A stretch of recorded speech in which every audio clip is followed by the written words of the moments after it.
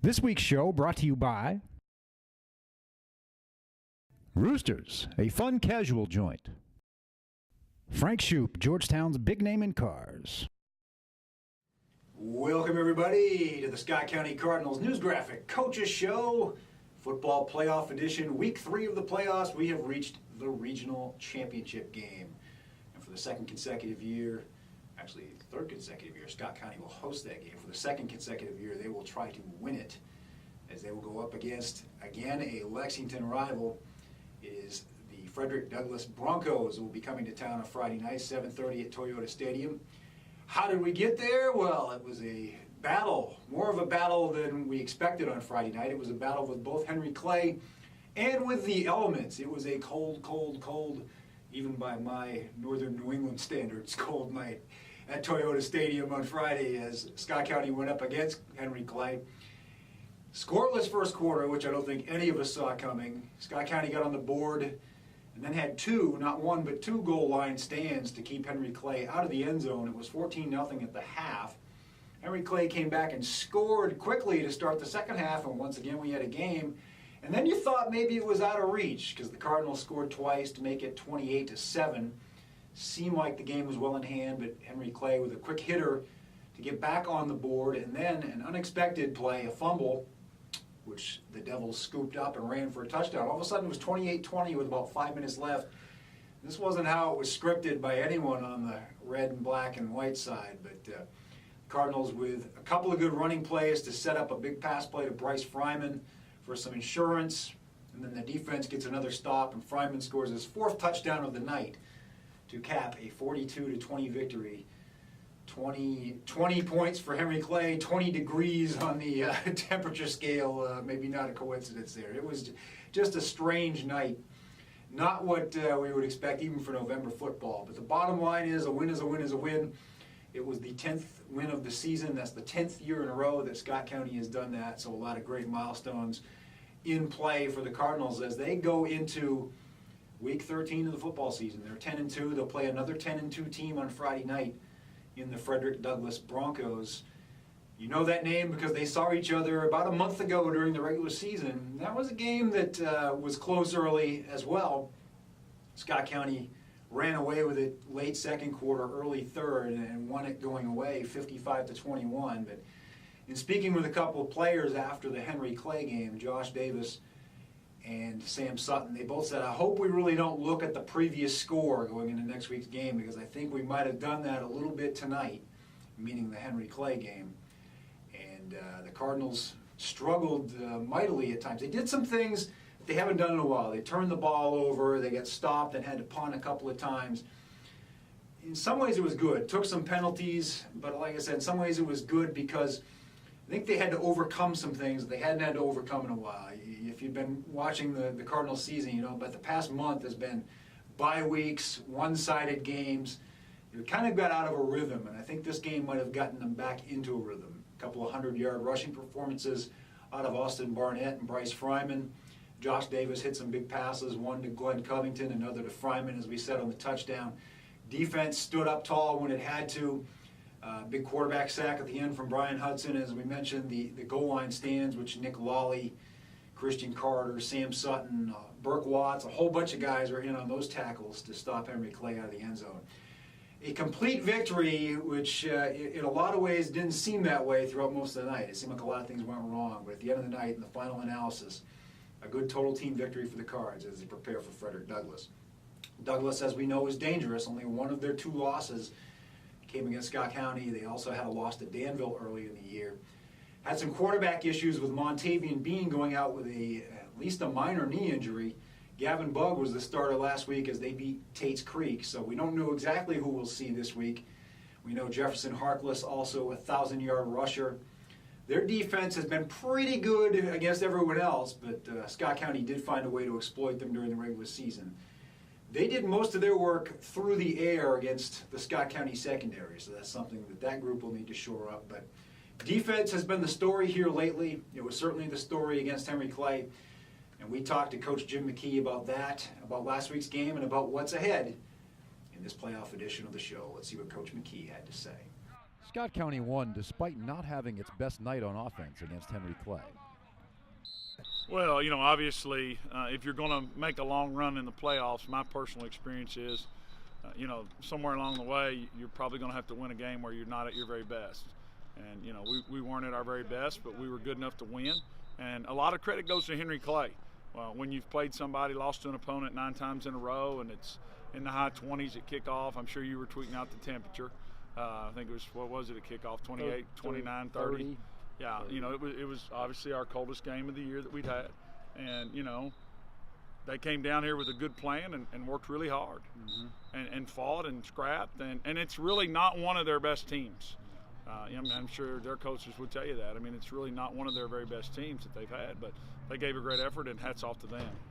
District opponents have a better concept of how to defend Scott County's offensive formations than most opponents. They did a lot of the same stuff they've done on defense. Just like I told you, they have a pretty good idea of how to defend us defensively. We have to try to stay one step ahead of them. Just like the seam pass to Bryce, we had tried it earlier in the game out of one formation, and they covered it pretty well. And then we came back when we needed the touchdown to seal the game and ran it out of a different formation, and it was wide open. So, that was the way we hadn't run it in the last couple games. And so they keep us on our toes and really make us work hard to stay sharp offensively, to stay ahead of the curve of what they're trying to do to stop us.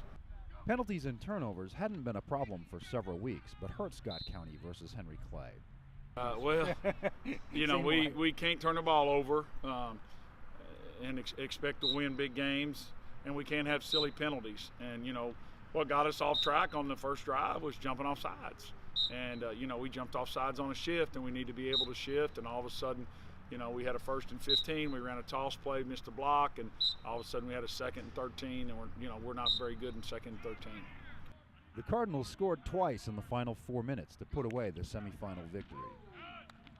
Yeah, and when we threw the seam pass to Bryce, they were just about this far away from knocking the ball out of Josh's hands. We didn't block it exactly correctly, and that was the risk you had to run. But I just felt like that they had a little bit of the momentum, and big momentum's a powerful thing in all sports, and I felt like it was really critical right there for us to take the momentum back away from them and end the football game. I really thought when it was 28-14 that we could just grind the game out and either take a knee down in the red zone or score with a minute or so to go and win 35-14 when Austin fumbled.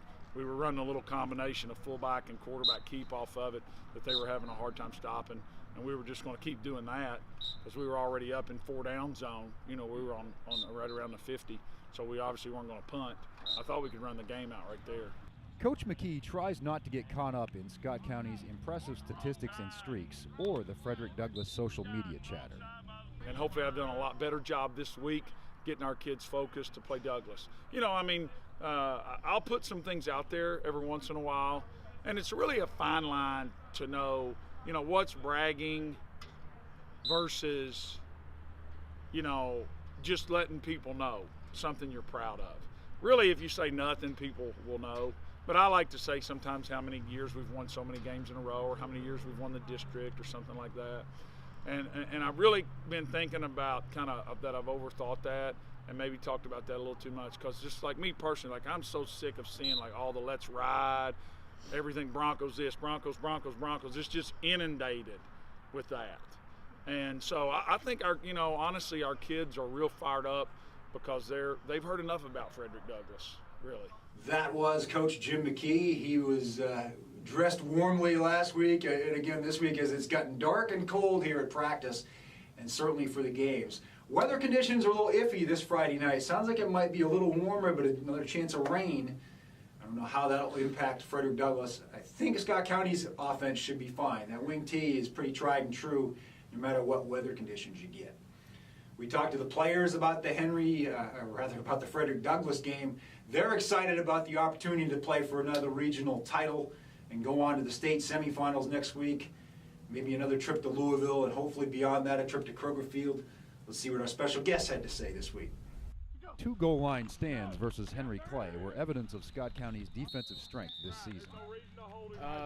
We had a really good week of practice, and I just felt throughout the entire game, other than a couple of mishaps in the passing game, we were firing on all cylinders, and that was awesome.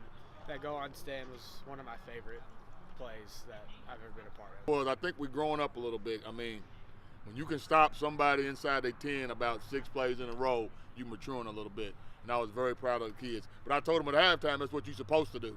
I mean, you're supposed to stop people. If they don't score, they can't win. So we did a good job Friday night. There are no secrets with Henry Clay, and that helps to explain the closer-than-expected result last Friday. I had a feeling it would get closer than it was the last time, just because they've defended our wing tee longer than any other team in the state, and I knew that we would have to punt the ball at least once, and they got good receivers. And they're a team that knows you guys Yeah, pretty well. they're a decent team. Yeah. So yeah, we needed a game that would humble us. We sure did. I mean, we play Henry Clay so much. I mean, it wasn't even. They knew what we were going to do, and we knew what they were going to do. So it was just a tough playoff game. And their coaching staff did a great job. I mean, a really great job, because they changed a lot of the stuff they did on offense. And like the first quarter, they kind of had us off balance till we got a hold of what they were doing. Scott County needed a close game and a complete game to prepare for what lies ahead. Just on the conditioning standpoint, you're in better shape to play all 4 quarters, and you get less of the nervousness that you usually would get if you're just blowing guys out every single week. The Cards defense needs to stay disciplined in order to beat the Broncos a second time. The key is to be physical and make tackles in the open field. I mean, you're not going to get a kill shot in the open field. Just bring the man down. I mean, we really don't know what quarterback is going to play, so we're kind of getting ready for both. Whoever plays, we're not going to change what we do. We got to do what we're coached to do, and we got to be the better team, which we are, and we should win.